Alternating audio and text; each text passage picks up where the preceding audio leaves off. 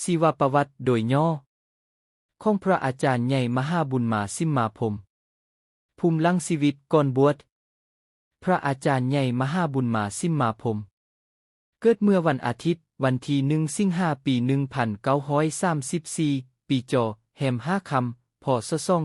2477 ที่บ้านทาน้องตาเซ็งเวินเมืองมุลปามุกแขวงจำปาสักสถานะครอบครัวชนชั้นชาวนาชนเผ่าลาวเป็นบุตรพ่อคำซิ่งสิมมาพรหมและแม่บัวทองสิมมาพรหมมีอ้ายเอื้อยน้องร่วมกัน7 คนหญิง3 คนปี 1941 ได้เข้าเรียนอยู่ที่โรงเรียนประถมวัดธรรมลังสีบ้านทาแฮเมืองมุลปามุกแขวงจำปาสักปี 1946 เวลานั้นอายุของเพิ่นเพียง12 ปีย้อนจิตรักษาแต่เยาว์วัยเพิ่นจึงได้เข้าร่วมการปฏิวัติโดยการช่วยลำเลียงเสบียงอาหารส่งจดหมายให้แก่นักปฏิวัติเมื่ออายุได้16 ปีเพิ่นได้เข้าร่วมขบวนการเคลื่อนไหวที่แขวงภาคใต้นำกองห้อยของทานกองอ่อนท่านกองบุญพรหมมหาไสยจากนั้นได้เข้าร่วมเคลื่อนไหวนำกองห้อยของทานสมานวิญญาเกตและทานวิเชียรบุญรักษาประจำอยู่คงเขตแขวงภาคใต้และแขวงจำปาสักโดยเฉพาะเมืองสุขุมาเมืองมุลปามุกแขวงจำปาสักปี 1953 สืบต่อร่วมการปฏิวัติอยู่เมืองมุลปามุกเริ่มชีวิตในห่มเงาพระพุทธศาสนาปี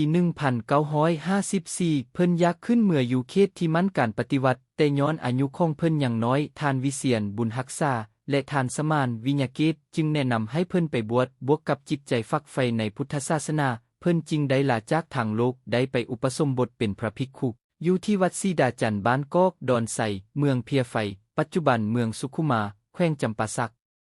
ปี 1957 ได้ไปเรียนปริญญาติธรรมนักธรรมสันติโทอยู่ที่วัดหลวงบพิตรวิทยารามเมืองโพนทองแขวงจำปาสัก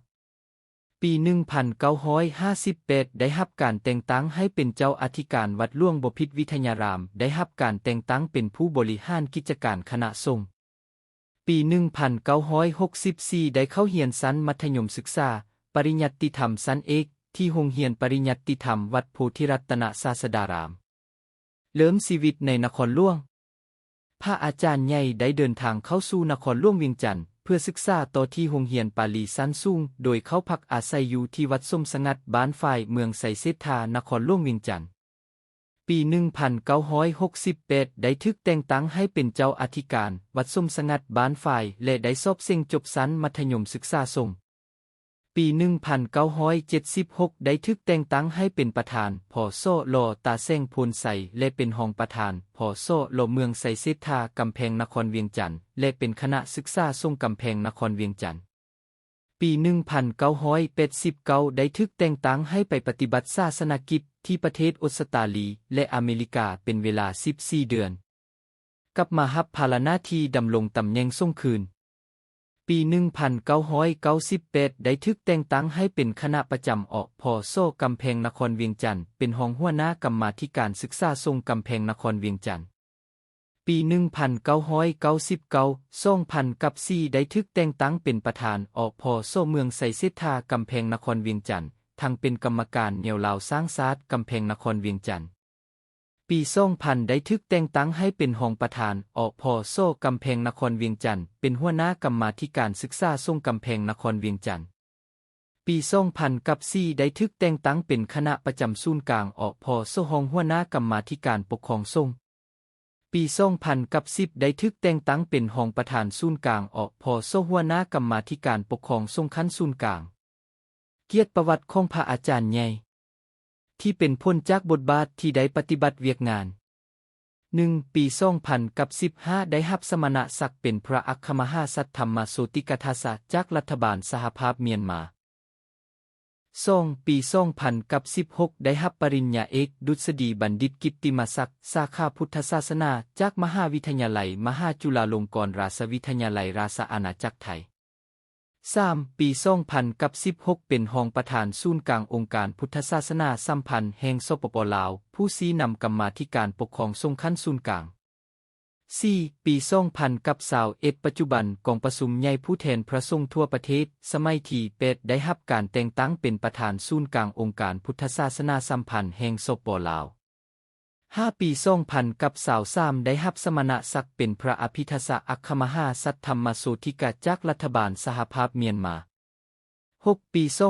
2021อิงตามมติกองประชุมใหญ่ผู้แทนพระสงฆ์ทั่วประเทศสมัยที่เป็ดพระอาจารย์ใหญ่ก็ได้รับการแต่งตั้งเป็นประธานศูนย์กลางองค์การพุทธศาสนาสัมพันธ์แห่งสปป.ลาวจนมาฮอดปัจจุบันเกียรติคุณที่พระอาจารย์ใหญ่สร้างสมมาด้วยผลงานและคุณงามความดีที่เป็นหิตานุหิตประโยชน์ของพระอาจารย์ใหญ่มหาบุญมาซิมมาพรหมที่มีต่อประเทศชาติและพุทธศาสนาพรรครัฐบาลและองค์การจัดตั้งต่างๆภายในและต่างประเทศจึงได้ย่องยอสรรเสริญเพิ่นในประเภทต่างคือเลียนการละนึกวันสร้างตั้งสปป.ลาวครบรอบ30 ปีจำนวน1 หน่วยเลียนการละนึกวันสร้างตั้งแนวลาวสร้างชาติครบรอบ60 ปีและ70 ปีจำนวน2 หน่วยใบเกียรติคุณจากรัฐมนตรีกระทรวงศึกษาธิการจำนวน6 ใบใบเกียรติคุณจากเจ้าของนครหลวงเวียงจันทร์จำนวน9 ใบใบเกียรติคุณจากเจ้าเมืองจำนวน14 ใบใบเกียรติคุณจากกระทรวงองค์การจำนวน24 ใบสัทธาหดส่งตามประเพณีลาวจำนวน39 ครั้งได้รับปริญญาเอกกิตติมศักดิ์1 ใบและรับสมณศักดิ์2 ครั้งจากรัฐบาลและมหาวิทยาลัยอยู่ต่างประเทศในตลอดหลายทศวรรษที่ผ่านมาพระอาจารย์ใหญ่มหาบุญมาซิมมาพรหมได้ประกอบส่วนสำคัญต่อประเทศในการปฏิวัติต่อสู้กุศลเมื่อก่อนและทางได้อุทิศตนให้พุทธศาสนาและประชาชนลาวบรรดาเผ่าดังจะเห็นได้ในแบบอย่างคุณสมบัติที่เพิ่น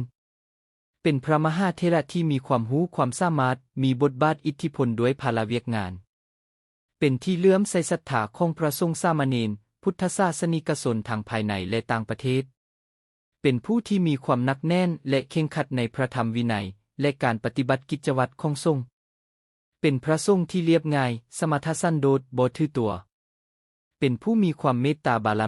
มีความสามัคคีปลุกระดมคนควายออกตนญาติโยมผู้มีศรัทธาสร้างวัดวาอารามโรงเรียนสงฆ์สร้างครัวสร้างถนนหนทางสร้างสุขศาลาโรงหม้อใหญ่น้อยและอนุเคราะห์แก่ประชาชนที่ได้รับผลกระทบจากภัยธรรมชาติและเขตห่างไกลซอกลีกเทศนาสร้างสอนอบรมพุทธศาสนิกชนให้ประพฤติตนเป็นคนดีของชาติเสริมสร้างคุณธรรมอันดีงามและเสริมสร้างความสามัคคีปรองดองของประชาชนทางปวงเฮียบเพียงข้อมูลมาจากคณะประจำศูนย์กลางองค์การพุทธศาสนาสัมพันธ์แห่งสปป.ลาว